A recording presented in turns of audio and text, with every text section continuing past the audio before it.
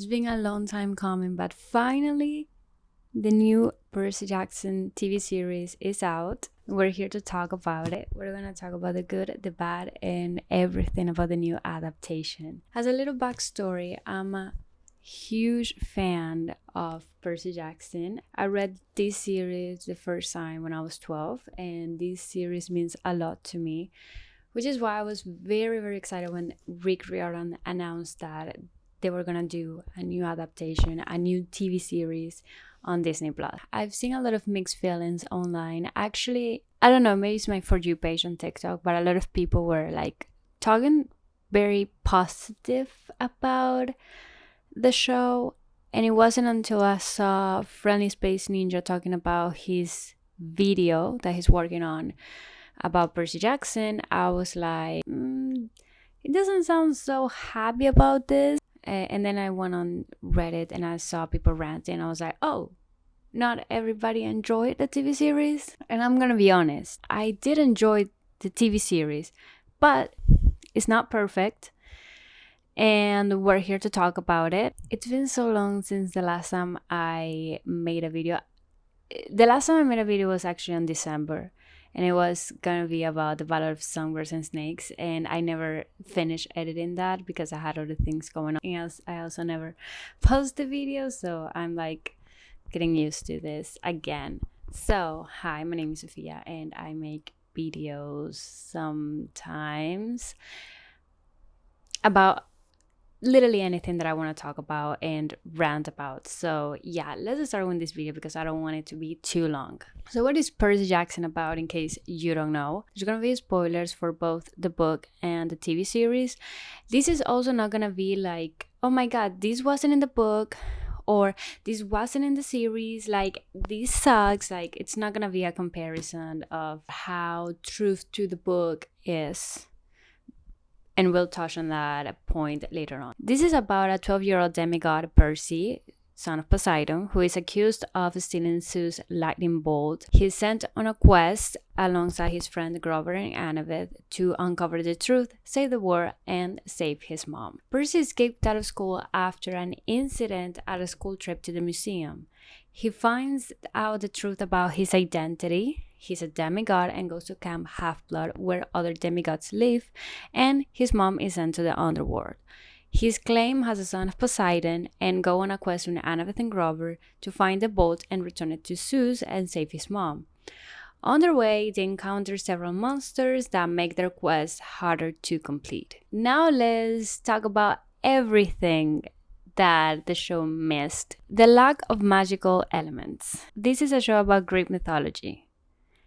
And where is the mystical? This is something that really threw me off when watching the show because, yes, it is a story set in the real world, but there's fantasy elements into this real world. It's a mixture of the Greek mythology within the real world.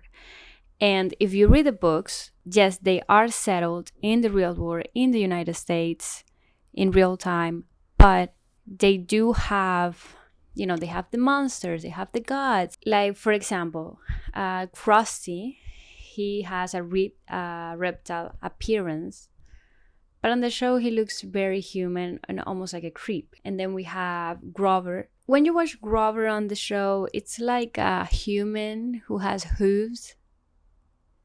Like, there's nothing more about him being a satyr. Yes, he mentions Pan and like the mission that is thousands of satyrs go on every year to find Pan, but you don't see anything more about what exactly is a satyr. We don't know about Greek mythology. People that come to the show probably doesn't know what Greek mythology is. And something that the books did very well was to explain, because Percy also doesn't know much about Greek mythology, so what the book did very well was to explain all of these things to us, to both Percy and us who are new to this world. And I feel like the show, they made it too human, and it is a fantasy series.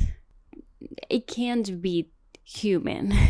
And then also Grover actually flying with Luke's shoes. It felt like in the book, Grover uses it, pretty much several times. But in the show, it's like we see Luke giving the shoes to Percy. We don't see them again until Grover is being pulled by the shoes to Tartarus. It's like, did you forget about the shoes and only remember it by the last episode? Because I don't know, we didn't really have that much fantasy, and that threw me off a little bit. Luke and Annabeth relationship. This did pace me off because Luke and Annabeth's relationship is an important part of the story. They mentioned their backstory, how they met, but they forgot how important their relationship is. Annabeth has a huge crush on Luke. Her first ever crush. Such a big crush that she can't talk to him without getting nervous or blushing. In many encounters with Luke, she runs away. She's not there because she can't talk to him without getting embarrassed. She struggles a lot when she finds out that her crush, her best friend, the person that has been there for her since the beginning, literally, betrayed her, is her enemy. And she has, throughout the series, she has this internal conflict over her friend being her enemy, which leads to an event in the final battle in The Last Olympian. And I feel like they gloss over that relationship. They gloss over that minor detail, what seems to be a minor detail, but it's not exactly a minor detail when you see what that develops into the later books. Actually, this thing is what made Luke's betrayal more personal to Percy, because Luke was his friend, but is someone that he met a few days ago, a few weeks ago. Like, it doesn't have that much impact on him until he sees how hurt Annabeth is, and especially because he later develops feelings for Annabeth, so he takes that betrayal into a personal level, and that pissed me off. Lack of depth in both Grover and Annabeth. They both felt one-dimensional, and I'm guessing that we're gonna see more in the next season. They're just getting us started with the first season. They don't really know how well this is gonna go, so maybe they just didn't want to put too much depth into this character. And especially because if you read the first book, we get glimpses of them. We don't really, the book also doesn't really touch on their backgrounds, both Annabeth and Grover's, so I'm gonna let that pass a little bit, but it still felt very one-dimensional. I hope that since season 2 is being announced, I hope that we see a lot more from Annabeth, especially since Sea of Monsters. We have a lot of the early Perkaveth moment. We have a lot of the early Percy and Annabeth bonding. And then we're also going to see, obviously, we're going to see more from Grover and him being a searcher for Pan. I don't know if that's the exact word, by the way, because I read the book in Spanish, so I'm trying to translate it in my mind as I go. So yeah, sorry if I'm not using the right terminology or pronouncing things right, because I read the book in Spanish 5 times. So give me a break. And there was also no bickering between Annabeth and Percy, which is literally what they always do. And we got none of that. It's like we didn't really... The early Perkaveth moments were so funny, them going back and forth, wise girl see with brain, and we didn't really we got a little bit, but I think we could have had more. Another one of the key things that I didn't like about the show is the lack of random encounters. This also really pissed me off. Actually, these 3 points pissed me off so much. It's like they recognize everyone, they were never surprised. Also, Percy knows a lot about Greek mythology, when in the book he knows almost nothing about it, or he doesn't know like the full story. Like, he might know something, but he doesn't know everything, and Annabeth has to explain everything to him, also something that she likes to do. So I hate how, like, he knew everything. He's not supposed to know everything. He's supposed to be new to this, and he's supposed to learn as we are also the audience learning about everything. They knew who Medusa was. They knew who Krusty was. when that's not how it's supposed to happen. They go to the garden, they see M. They don't know M is Medusa, and they eat hamburgers with her until at some point Grover is looking at Aunt Ferdinand and he's like, he looks way too real. And then at that point is when they make the dots as she is taking out her glasses, and that's when they realize, oh my god, don't look at her face. And that's when they realize she is Medusa. And then with Krusty, it's not until they realize that he's not exactly human because he's supposed to have reptilian skin. And it's not until he traps Annabeth and Grover into the bed to make them larger, to make them fit into the bed, when Percy realizes, oh yeah, you're Krusty, you are supposed to do blah blah blah, you know. I hate that they walk into the store and they knew exactly what the trap was, what the trick was. Knowing that the Lotus Hotel makes them forget and lose track of time. Like, they were not supposed to know that. They were supposed to figure it out as they're interacting and observing everybody else and realizing, oh my god, that person looks like that comes from the 60s and we're in the 2000s. Like, a key part of the trio of Annabeth, Percy, and Grover is how clever they are and how they make quick solutions together, because usually they're taken by surprise in their quest. Like, they don't even know what the quest is about or where they're supposed to go or where they're supposed to end up or what exactly they're looking for or who they're looking for. And they figure it out as they go. And on their way to the quest, they get all these little surprises. And we didn't really see any of that. And also the action sequence is cut very short. And also, when the fantasy elements that I forgot to mention is that we, in the book, when he encounters Ares, anyway, you know who I'm talking about? When he encounters him, he fights a pig. Again, I don't know the names of the animals because I read everything in Spanish. And then also when he confronted Luke, he doesn't fight Luke. He fights a scorpion, an insect, or something that Luke brought up from the underworld. So, like, I can understand that CGI is very expensive. They're trying to stay on budget and cut expenses, but if you're doing a fantasy, if you're gonna do an adaptation from a fantasy series, you're gonna know that it's gonna be expensive because you have way too many fantasy elements. Like, but not everything is bad, and we're gonna talk about the things that I did enjoy. Starting with Percy and Sally's relationship is an important aspect of who Percy is. And I think they did a great job demonstrating how important his relationship with his mom is.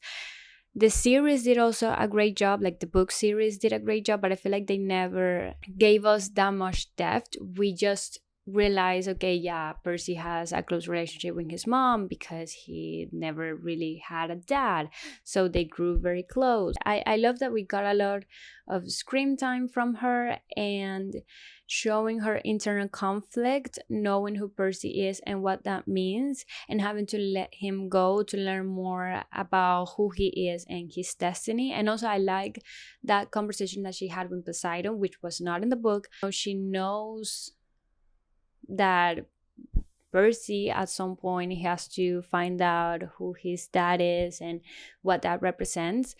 But she tells Poseidon that she wants to teach Percy who he is before they, the gods, tell Percy who they want him to be. And I think that was very important because part of why Percy is the way he is, why he questions things and he doesn't just takes everything as other people do, as Annabeth do, or, oh, the gods are just like that. Percy questions why they are the way they are. And then, I don't want to spoil things for people that have not read the books, but Percy is not exactly scared to confront the gods and tell them what he thinks and what they did wrong. We saw that when he confronts Zeus in the last episode.